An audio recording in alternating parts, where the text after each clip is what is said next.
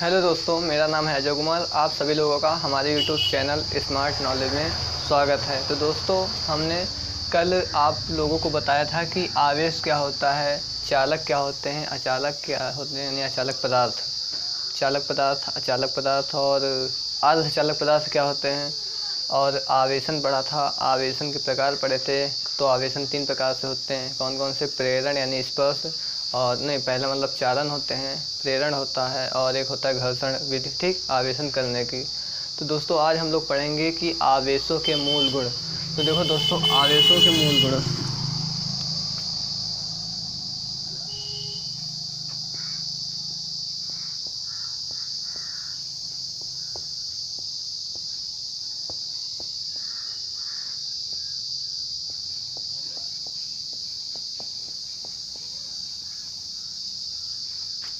तो दोस्तों, आवेशन के जो मूल गुण हैं, ये मुख्य रूप से या कहें तो खास, यानी एकदम जो इसके मूल गुण होने चाहिए, निश्चित रूप से 3 हैं। एक क्या है? आवेश संरक्षण का नियम।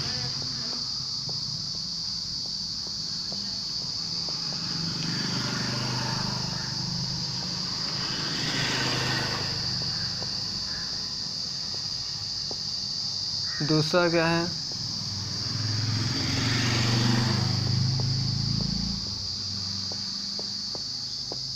आवेशों की योज्यता।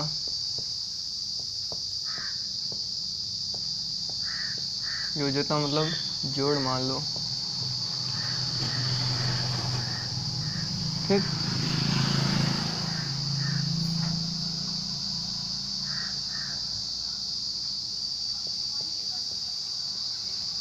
ठीक। और तीसरा था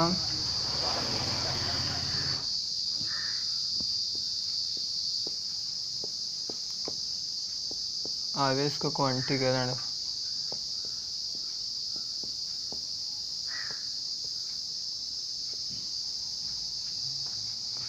तो दोस्तों, पहले आज इसमें सबसे पहले इसकी बात करेंगे, आवेश संरक्षण का नियम क्या होता है। तो पहला देखते हैं।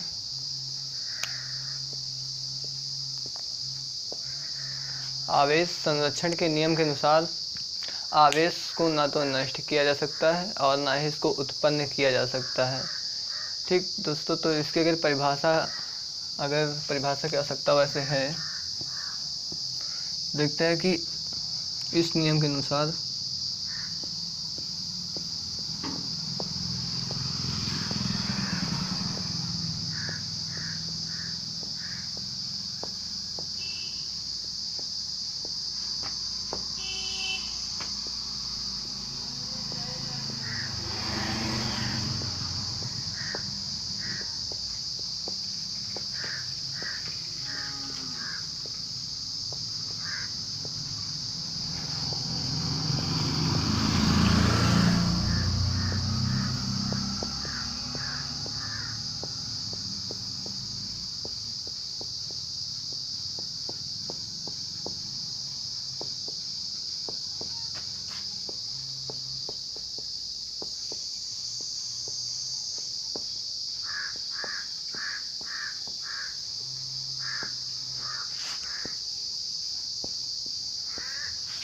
क्या है? इस नियम के अनुसार आवेशों को ना तो उत्पन्न किया जा सकता है, यानी ना ही नष्ट किया जा सकता है, ना ही उत्पन्न किया जा सकता है, ठीक। इसे ही आवेश संरक्षण का नियम कहते हैं। तो लिख लो।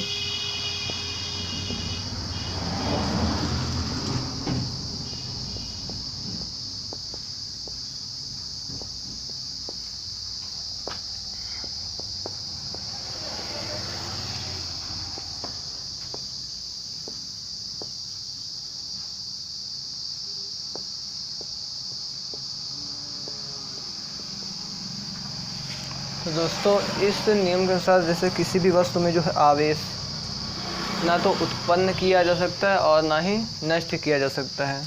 तो अगर एग्जाम्पल की बात करें तो एग्जाम्पल है इसका आयनीकरण क्रिया।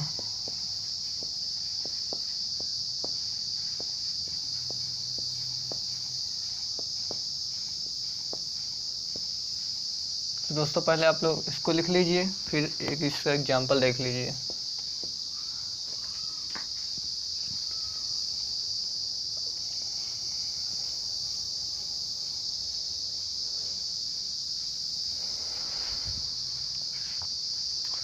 दोस्तों आशा है कि आप लोगों ने इसको लिख लिया होगा। अब बात करते हैं आयनीकरण क्रिया। इसका एग्जाम्पल है, वो भी बहुत ख़ास एग्जाम्पल है, अच्छा सा एग्जाम्पल है।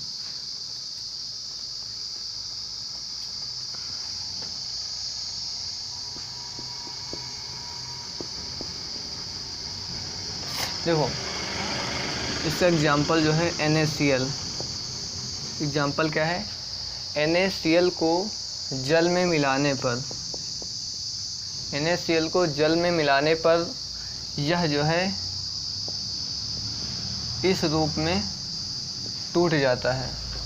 इस रूप में टूटने पर भी इसके जो आवेश रहते हैं उनमें कोई परिवर्तन नहीं होता, यानी ना तो इसके आवेश उत्पन्न हुए हैं और ना ही नष्ट हुए हैं। तो क्या होता है, NaCl को जल में घोलने पर सोडियम क्लोराइड जो रहता है ये सोडियम धनायन तथा Cl यानी क्लोरीन ऋणायन बनाते हैं। तो अगर इसकी परिभाषा की बात करें तो लिख लीजिए कि सोडियम क्लोराइड को जल में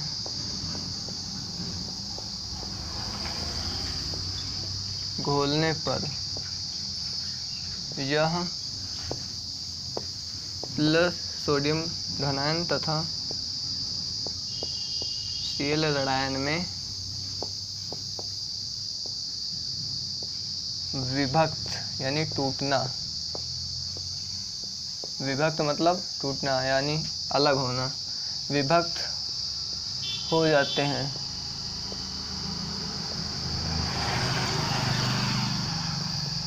तो इसे ही हम लोग अगर क्या और आगे बात करें तो NaCl जो है जल में घोलने पर, NaCl को जल में घोलने पर यह Cl धनायन यानी सोडियम धनायन तथा Cl ऋणायन में विभक्त हो जाते हैं। यानी अगर आवेश संरक्षण, कैसे पता चले कि इसमें आवेश संरक्षण का नियम लागू हो रहा है कि नहीं, तो देखते हैं दोस्तों। देखो ये जो क्रिया है इधर ये क्या है, आयनीकरण के पूर्व,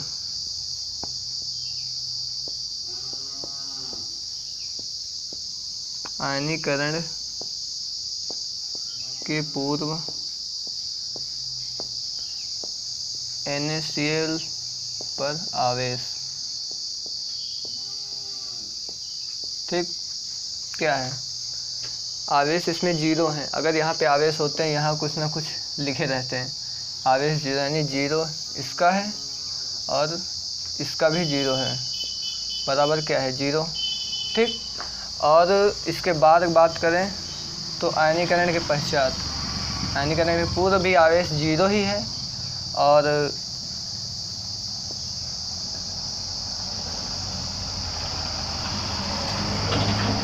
आयनीकरण के पश्चात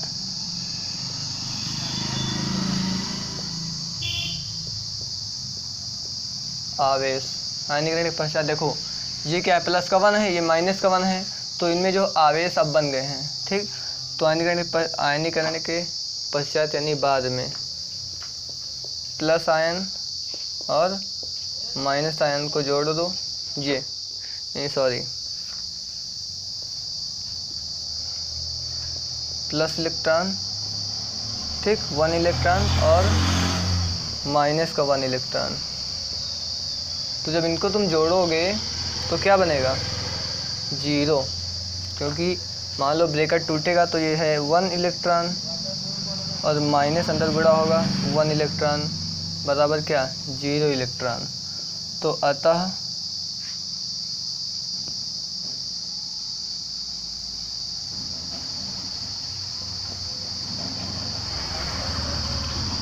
आवेश संरक्षण के नियम की पुष्टि होती है, ठीक, यानी सिद्ध हो गया। तो यहाँ पे आप लिख सकते हो कि यहाँ पे लिख लो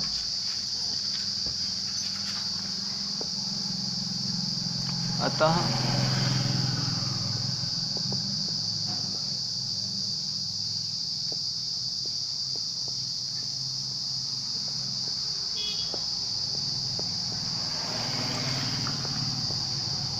आवेश संरक्षण के नियम की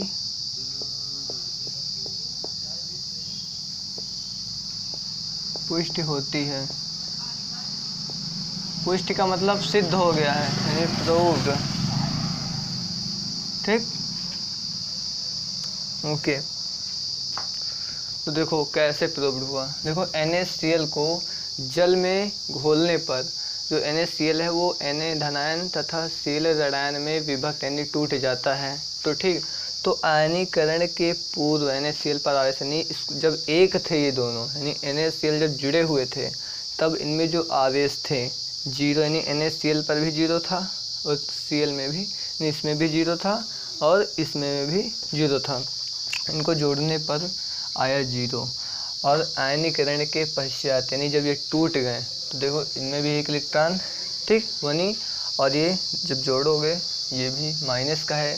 ठीक, जब दोनों जोड़ोगे तो आएगा जीरो, यानी क्या है, आवेश संरक्षण की नियम की पुष्टि होती है। ना ही आवेश उत्पन्न हुआ है, यानी जीरो है तो बाद में भी जीरो, यानी पहले भी जीरो है और बाद में भी जीरो है, यानी आवेश ना तो उत्पन्न हुआ है और ना ही नष्ट हुआ है। इसका दूसरा गुण है आवेशों की योज्यता।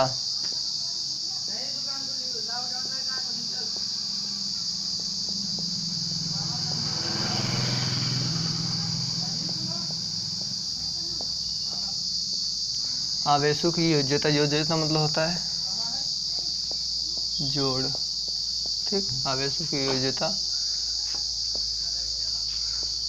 तो इसमें क्या होता है, इसमें अगर बात करें कि मान लो ये कोई वस्तु है, अब कोई कहे कि इसमें कुल आवेश कितना है, कुल जो आवेश है वो कितना है, तो एकदम सिंपल है कि इसमें जितने भी आवेश उत्पन्न हैं उनको जोड़ दो और जितना है वही इसका कुल आवेश। एकदम सिंपल, इसमें कोई समझने वाली बात ही नहीं है। जैसे इस वस्तु में मान लो कितने हैं, एक मिनट, मान लो इसमें plus Q1 minus Q2 plus Q3 minus Q4 ये आवेश हैं।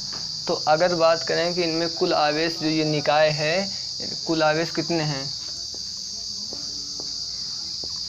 कुल आवेश क्या करोगे, इनको जोड़ोगे 1 इलेक्ट्रॉन, ठीक, प्लस ये वाला जोड़ोगे माइनस Q2 प्लस क्या है Q3, ठीक, प्लस इसको जोड़ोगे माइनस Q4, तो ये यहाँ पे क्या आएगा Q1, बता दे रहे हैं उसके बाद समझाते हैं। तो इसकी परिभाषा होती है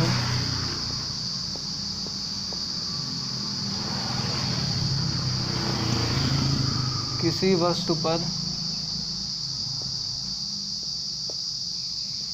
कुल आवेश, किसी आवेश पर कुल आवेश उस पर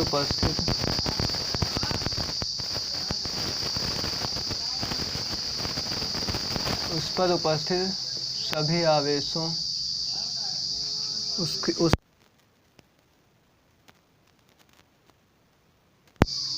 सभी आवेशों के बीजगणितीय यानी चिन्ह सहित, बीजगणितीय यानी चिन्ह सहित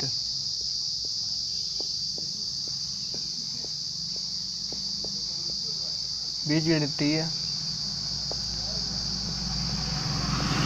योग के बराबर होता है, बराबर होता है। तो ये क्या कहलाता है, आवेशों की योज्यता। मान के चलो कि ये कोई वस्तु है, ठीक, इस पर plus Q1 plus Q2 plus Q3 minus Q4 minus Q5, ठीक, या माइनस Q6 है। तो अगर बात की जाए तो कि इस वस्तु पर यानी इस निकाय में कुल आवेश कितने हैं, कुल आवेश बताओ। तो एकदम सिंपल है, जितने भी आवेश हैं इस पर सभी को जोड़ दो। तो जोड़ने पर क्या आएगा, मान लो कि पहला है Q1, ठीक, Q2 प्लस का ही है, तीसरा है Q3, ये भी प्लस का है, चौथा क्या है माइनस Q4, तो चिन्ह भी लेंगे इसमें Q4, ठीक। पांचवा क्या है -Q5 और छठा क्या है -Q6। तो अगर इनको जोड़ें, योग करें तो आएगा क्या, Q1 plus Q2 plus Q3 -Q4 -Q5 और -Q6। तो ये क्या कहलाता है, कुल आवेश, यानी किसी वस्तु पर उपस्थित आवेशों, किसी वस्तु पर उपस्थित कुल आवेश क्या होते हैं, कुल आवेश क्या होते हैं, उनमें उपस्थित आवेशों की संख्या, वो भी बीजगणितीय योग करने के बाद जो प्राप्त होती है वही कहलाता है इसका कुल आवेश, ठीक। तो आप लोग इसको नोट कर लीजिए। जैसे एक क्वेश्चन है कि दो वस्तुओं पर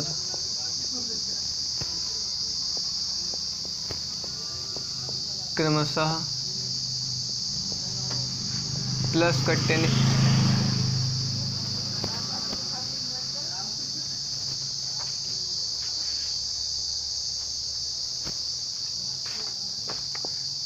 का 10 माइक्रोकूलम तथा -4 माइक्रोकूलम आवेश है,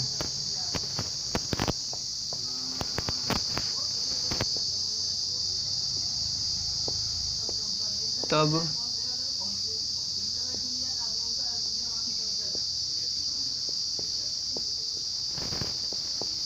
आवेश का परिणाम ज्ञात कीजिए।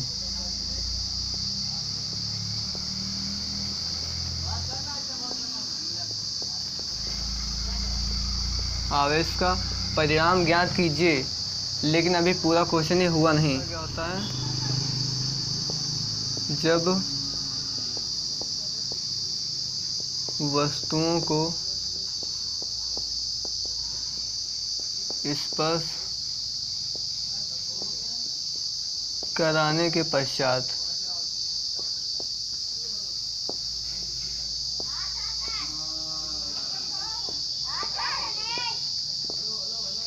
जो वस्तुओं को स्पर्श कराने के पश्चात अलग करें, यानी अलग करने पर, अलग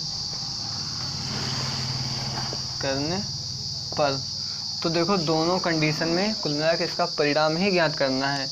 तो मान लो कि कोई ये वस्तु है, ये पहला क्वेश्चन हो रहा है ये वाला, मान लो ये वस्तु है, इस पर क्या है प्लस का 10 माइक्रोकूलम, ठीक, और एक और वस्तु है दूसरी, इसमें -4 माइक्रोकूलम, ठीक। अब बात कर रहे हैं कि जब इसका परिणाम ज्ञात करना है, आवेशों का परिणाम, चाहे वो स्पर्श कराने पर हो और चाहे वो स्पर्श कराने के बाद अलग करने पर। तो देखो पहला है जब वस्तुओं को स्पर्श कराएं तब, तो जब इसको स्पर्श कराएंगे यानी जोड़ेंगे तो तब इसमें प्लस का 10 माइक्रोकूलम, ठीक, और प्लस -4 माइक्रोकूलम, कुल कितना हो जाए 10 माइक्रोकूलम -4 माइक्रोकूलम, यानी हो गया कुल 6 माइक्रोकूलम। तो ये पहले का आंसर आ गया, ये है परिणाम इसका, ठीक। और दूसरा क्या है ये वाला, कि जब वस्तुओं को स्पर्श कराने के बाद जो है उनको अलग करें, तो मान लो जब जोड़ दिए हैं, स्पर्श करा दिए हैं, तो बन गया एक गोला बन गया, जुड़ गया तो एक गोला बन गया। अब इनको अलग अलग जब करेंगे तो क्या करेंगे, अलग अलग करना है, क्योंकि देखो ये जुड़ने के बाद ये सेम, इनके पास 10 और इनके पास 4, -4 नहीं हो सकते हैं, ये जब जुड़ जाते हैं उसके बाद ये जो है एक दूसरे से साझा करके जब अलग होने पर आधे आधे बांट लेते हैं, यानी जुड़ने पर तो ये जो थे वो थे ही, उसके बाद जब ये एक हो गए यानी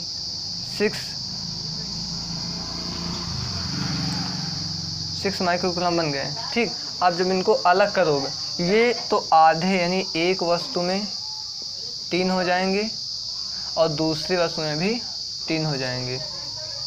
ठीक, ये नहीं कि एक में फिर से 10 हो गए और एक में 4 -4 हो गए, नहीं, ये जो है जुड़ने के बाद यानी स्पर्श होने के बाद एक दूसरे से साझा कर लेते हैं, तो इसलिए पहले में भी 3 और दूसरे में भी 3।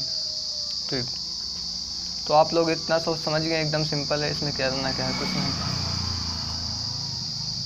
अगर दूसरे की बात करें तो 6 माइक्रोकूलम बटे 2 बराबर 3 माइक्रोकूलम, यानी प्रत्येक वस्तु में जो है, यहाँ पे चाहे लिख लो,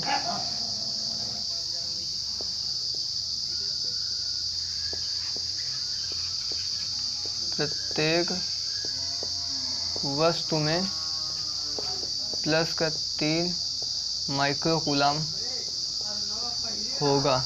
ठीक, तो आप लोग चाहें तो इसको नोट कर लें।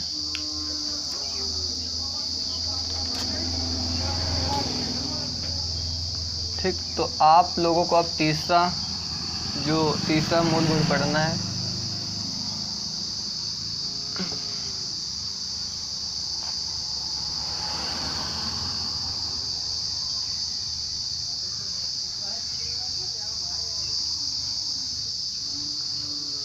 वो है आवेशों का क्वांटीकरण।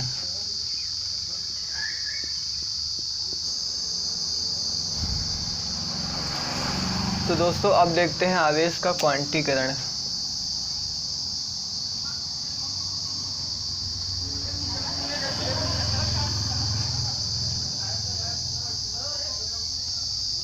अब देखते हैं क्या आवेश हो।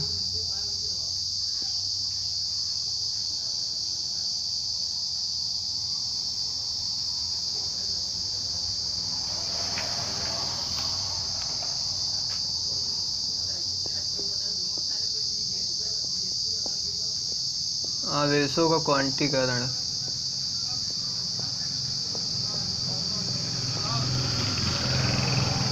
तो दोस्तों ये क्या होता है, ये इस नियम के अनुसार किसी आवेशित वस्तु पर जो आवेश का परिणाम होता है यानी फल जिसको कहते हैं, ठीक, तो आवेश का क्वांटीकरण जो है, मान लो कोई आवेशित वस्तु है, चाहे प्लस का चार्ज हो चाहे माइनस, ये आवेशित है, तो इस पर जो आवेश का परिणाम होता है वो मूल आवेश, आवेशित वस्तु में जो है आवेश का परिणाम, ये मूल आवेश का पूर्ण गुणज होता है, मूल आवेश का पूर्ण गुणज होता है। तो अब अगर बात करें परिभाषा की,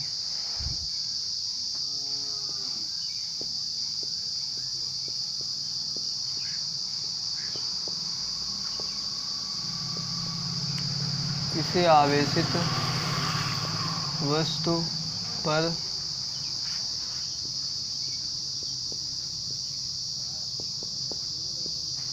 आवेश का परिणाम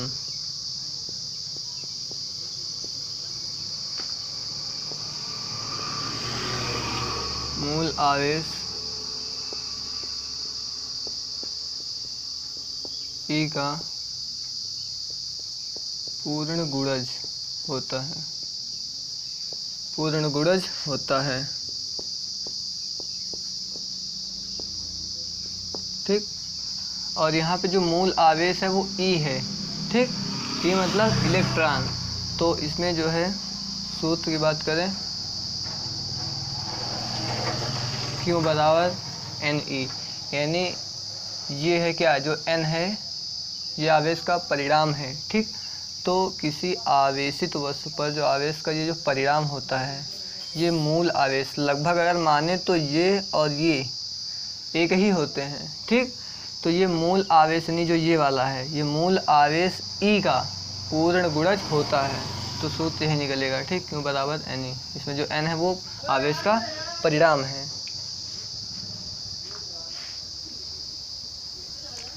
यहाँ पे जो है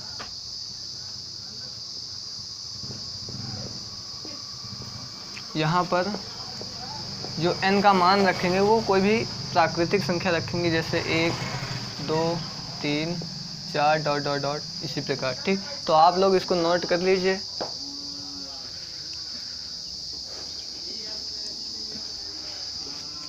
और अगर दूसरी बात करें,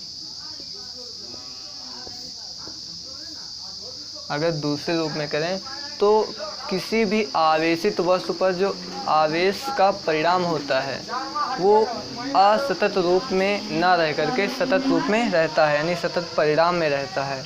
कहने का मतलब यह है कि मान लो कोई आवेशित वस्तु है, इस पर जो आवेश होता है तो वह जो है असतत रूप में नहीं रहता। असतत का मतलब होता है दशमलव रूप। दशमलव रूप मतलब 1.2 कूलम, 1.3 कूलम। आपने कभी ऐसा कूलम नहीं देखा होगा, हमेशा प्राकृतिक संख्या होती है, जैसे 1 कूलम।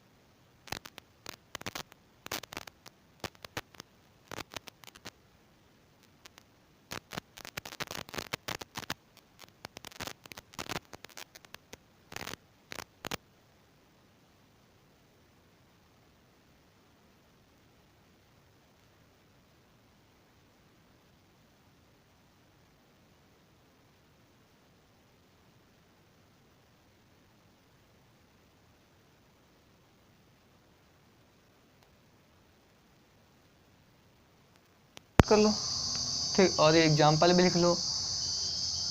और जो इलेक्ट्रॉन होता है, ठीक, जो इलेक्ट्रॉन होता है इसका मान होता है -1.6 इंटू 10⁻⁻19 कूलम।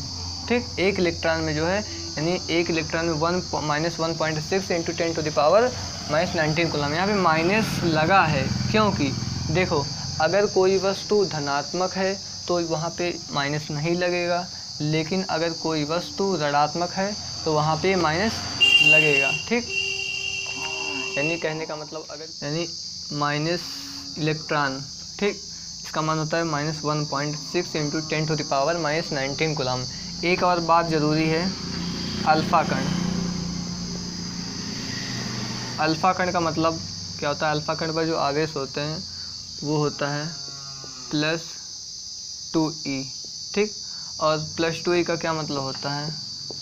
+2 इंटू 1.6 इंटू 10⁻⁻19, यानी मान लो 16 दूना 32, बीच में पॉइंट इंटू 10⁻⁻19, यानी अल्फ़ा कण पर जो है इतना आवेश होता है +3.2 इंटू 10⁻⁻19 कूलम, ठीक। इतना मान होता है अल्फ़ा कण पर। तो आप लोग इसको नोट कर लीजिए, एक ये भी मान बहुत ज़रूरी है। पूरे चैप्टर में इसी का उपयोग है, इसका और इसका।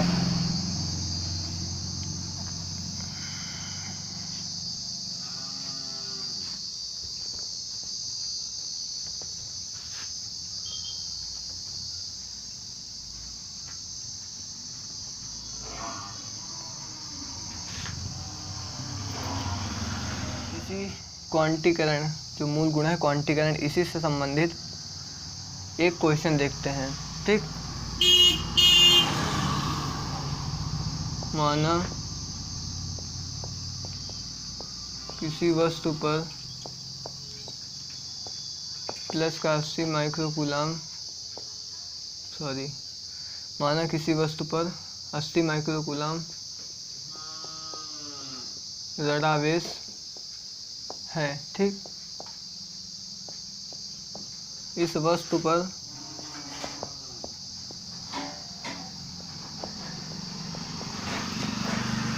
सामान्य अवस्था में, इस वस्तु पर सामान्य अवस्था से कितने इलेक्ट्रॉन कम या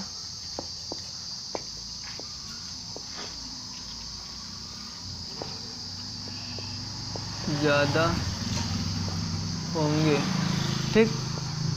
देखो दोस्तों, इसमें दिया क्या है? इसमें देखो 80 माइक्रोकूलम ऋणावेश, यानी आवेश का मान तो दे दिया है। क्या क्यों का मान इसमें क्या है? -80 माइक्रोकूलम। 80 माइक्रोकूलम का मतलब है 80 इंटू माइक्रो, यानी यहाँ पे होता है 1 माइक्रोकूलम में जो है कितने, 10 की घात -6, 10 की घात -6 कूलम होते हैं। 1 माइक्रो 80 गुणे 10 की घात 6 कूलम, क्योंकि 1 माइक्रो का जो मान होता है वो होता है 10 की घात -6 कूलम, ठीक। इसलिए 80 जो है यहाँ पे माइक्रो का मान रखो 1 माइक्रोकूलम का, तो कितना हो जाएंगे -80 इंटू 10⁻⁻6, ठीक। यह है क्यों का मान। बात करते हैं ई का मान। ई का मान -1.6 इंटू 10⁻⁻19 कूलम, ठीक। ये होगा ई का मान। अब बात करते हैं इसमें ज्ञात क्या करना है, कितने इलेक्ट्रॉन कम या ज़्यादा हो सकते हैं, ठीक। तो यानी संख्या पूछ रहा है, यानी एन का मान पूछ रहा है। तो इधर देख लो, देखो इसमें कम होंगे या ज़्यादा होंगे अभी बाद में बताएंगे। क्यू बराबर एन ई, ठीक। तो एन बराबर क्यू अपान ई। तो क्यू का यहाँ पे मान क्या है? ये है क्या, ये यहाँ पे, ठीक।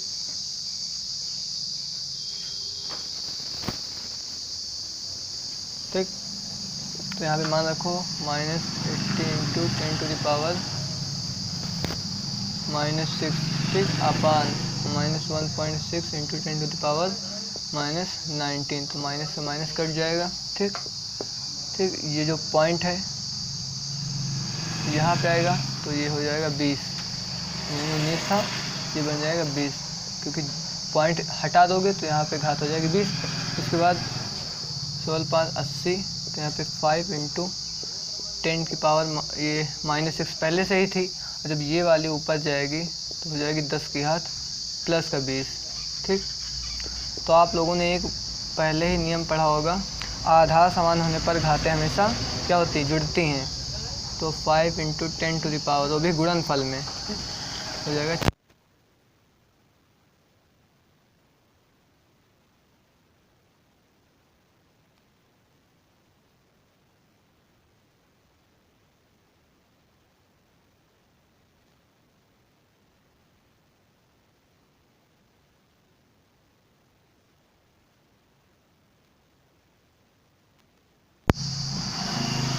और अगर किसी वस्तु में धनावेश है तो हमेशा कम होंगे।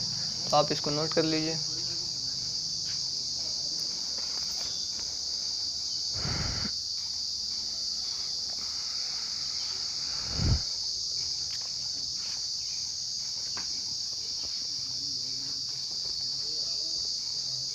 अगला क्वेश्चन है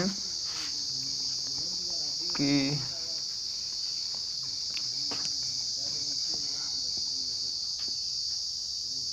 8 माइक्रोकूलाम पर इलेक्ट्रॉनों की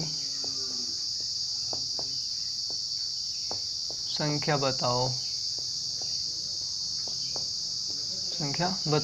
तो देख लो ये क्या है, 8 माइक्रोकूलाम यानी ये क्यों का मान है। आप लोगों को अभी पहले बताया कि जो माइक्रोकूलाम होता है इसका मान होता है 10⁻⁻⁶। ठीक, तो क्यों का मान पता चल गया, ई का मान पता ही है। क्या देखो यहाँ पे ऋणात्मक मान नहीं दे रहा है, यानी धनात्मक ही बात कर रहा है। तो यहाँ पे अगर धनात्मक है तो यहाँ पे धन का निशान लगेगा। ई बराबर जो है प्लस का 1.6 1.6 गुणे 10⁻⁻19। अब बात करते हैं ई एन। ठीक, एन का मान पूछ रहा है इसमें। तो सूत्र होता है Q बराबर NE, N बराबर Q/E। ठीक, Q का मान रखो यहाँ पे कितना है, Q का मान 8 × 10⁻⁻6 बटे इलेक्ट्रॉन का मान 1.6 × 10⁻⁻19। तो ये यहाँ से काटो, दशमलव ऊपर 80 हो जाएगा, फिर 16 5 80। ठीक, 5 × 10⁻⁻6 इंटू ये ऊपर जाएगा, ये घात है, ये मान ऊपर जाएगा 10 की घात प्लस का 19। तो 5 × 10 की पावर कितना होगा, 14।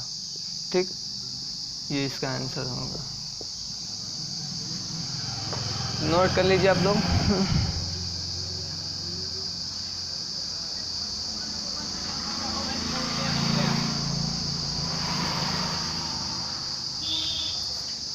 और अगला क्वेश्चन है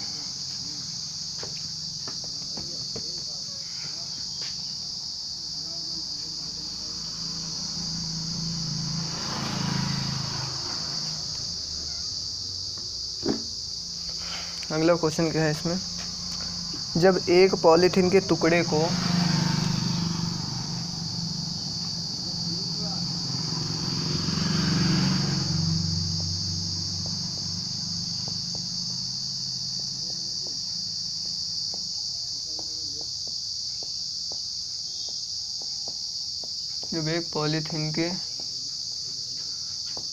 टुकड़े को ठीक ऊन के साथ रगड़ा जाता है, ऊन के साथ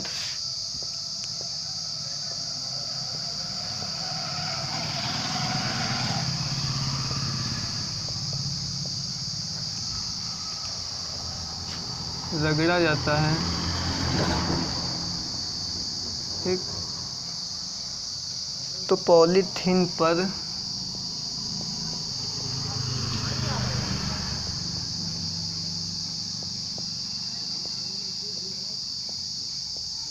-1.6 ×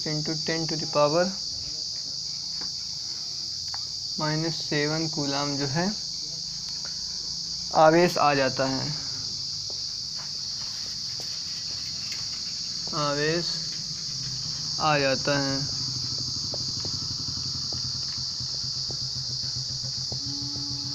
ठीक, तो इसमें ज्ञात क्या करना है, तो कह रहा है पॉलीथीन पर स्थानांतरित द्रव्यमान की गणना कीजिए।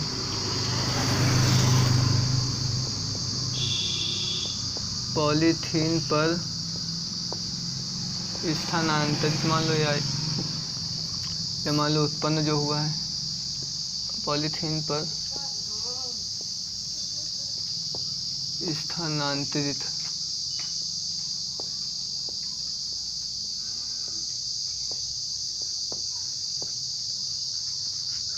द्रव्यमान की गणना कीजिए।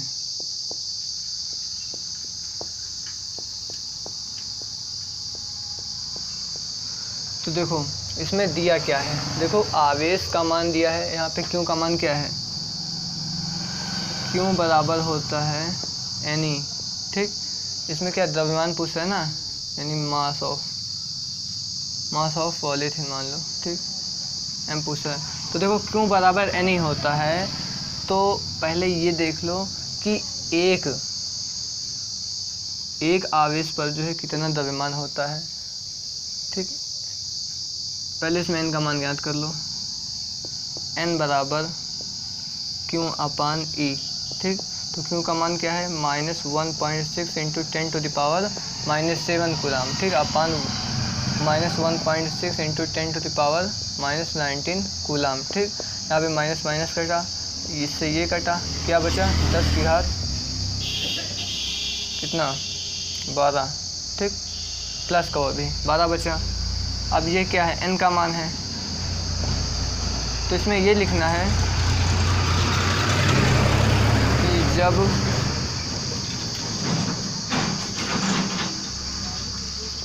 एक इलेक्ट्रॉन, क्योंकि देखो यहाँ एक ही तो है, जब एक इलेक्ट्रॉन का द्रव्यमान, सॉरी यहाँ पे लिखो,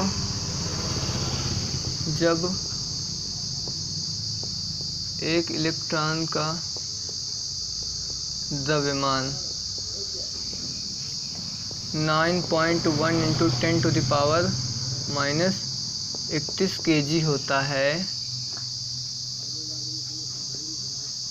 ठीक। तो 10 की घात क्या, 10 की घात 12 इलेक्ट्रॉनों के लिए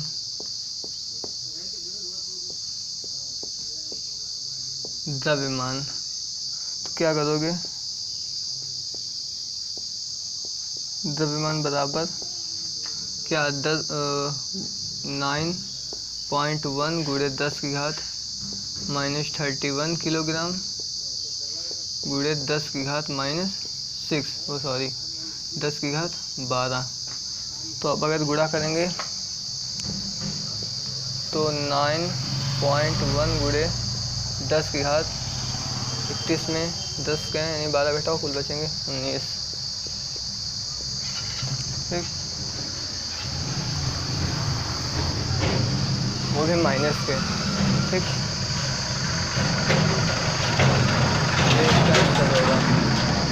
दोस्तों इसमें आप लोगों को एक नई बात पता चली होगी कि आखिर ये क्या है। तो ये एक इलेक्ट्रॉन का द्रव्यमान है क्या, 9.1 गुणे 10 की घात -31 किलोग्राम। तो आप लोग इसको नोट कर लीजिए। अब दोस्तों देखते हैं कि इसी प्रकार के एक दो सवाल और कर लेते हैं फिर।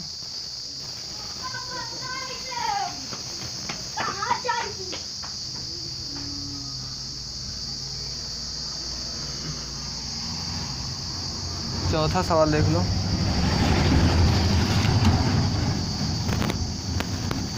कह रहा है कि एक उदासीन गोले पर प्रति सेकंड में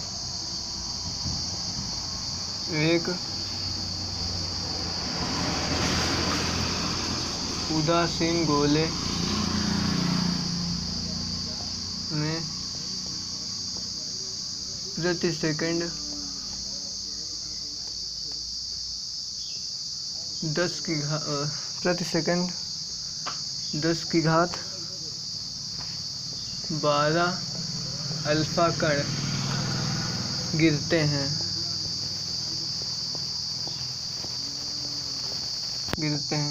ठीक। तो कह रहा है कि उस समय की गणना कीजिए जिसमें गोले पर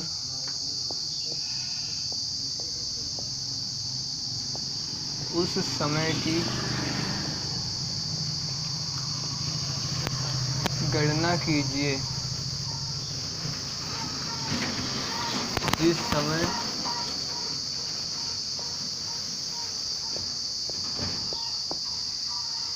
गोले पर +2 माइक्रोकूलाम आवेश हो जाता है। उसमें की गणना कीजिए जिस समय गोले पर +2 माइक्रोकूलाम आवेश हो जाता है। ठीक, तो एक बार सवाल देख लीजिए कि उस उदासीन गोले में प्रति सेकंड 10 की घात, यानी एक उदासीन गोले में प्रति सेकंड 10 की घात 12 अल्फा कण गिरते हैं, तो उस समय यानी t की गणना करनी है जिस समय गोले पर +2 माइक्रोकूलाम आवेश हो जाता है। तो इसको आप सॉल्व करते हैं।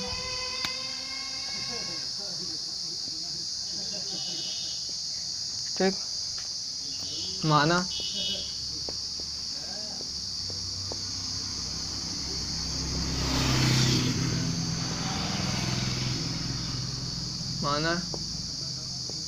t सेकंड में 10 की घात 12 अल्फा कण गिरते हैं, तो n बराबर क्या होगा 10 की घात 12 इंटू टी। ठीक, माना t सेकंड में 10 की घात 12 अल्फा कण गिरते हैं, तो n बराबर क्या 10 की घात 12 इंटू टी। तो एक n का मान पता चल गया। ठीक, अब क्या करना है इसमें कि समय की गणना करनी है, यानी t का मान निकालना है। तो आप लोगों को फार्मूला पता होगा, फार्मूला होता है Q बराबर NE। ठीक, तो इसमें Q का मान क्या है +2 माइक्रोकूलाम, +2 माइक्रोकूलाम 10 की घात 6। ठीक, कूलाम हो गया। n का मान कितना है 10 की घात 12 इंटू टी। ठीक, और e का मान क्या है, क्योंकि देखो यहाँ e का मान नहीं होगा, यहाँ पे जो है 2e का मान होगा, क्योंकि यहाँ पे अल्फ़ा कण है और अल्फ़ा कण पर जो है +2 इलेक्ट्रॉन आवेश होता है। तो 2 इंटू 1.6 गुणे 10 की घात -19 कूलाम। ठीक, अब बात करते हैं t ज्ञात करना है। ठीक, तो t बराबर 2 इंटू 10 की पावर -6, ठीक, अपान 10 की पावर 12 अपान 2 इंटू 1.6 गुणे 10 की घात -19। ठीक, तो देखो अब ये दो से ये दो कट गए। ठीक, और अगर ये वाला जो है ये 10 की घात 6 से ये 10 की घात 6 काटोगे तो यहाँ बचेगा 10 की घात 13 -13। ठीक, उसके बाद यहाँ पे 1 अपान यहाँ पे 1.6 गुणे 10 की घात ये 12 में ये जो 13 है, जब इनको जो मतलब गुणा करोगे तो बचेंगे 10 की घात -1। ठीक, तो अगर इधर देख लो 1 अपान 1.6 गुणे 10 की घात -1, तो ऊपर जाएगा तो ये बनेगा ऊपर 10 की घात प्लस का मान यानी 10, तो 10 अपान 1.6, तो ये ऊपर जाएगा यानी पॉइंट ऊपर जाएगा 100, यानी 100 अपान 16, इसका जब भाग दोगे आएगा 6.25। ठीक, ये है आंसर। तो दोस्तों इतना ही आज के लिए बस। अगर पसंद आया हो तो लाइक करें, अगर ना पसंद आया तो डिसलाइक जरूर करना। ठीक, और ज़्यादा से ज़्यादा शेयर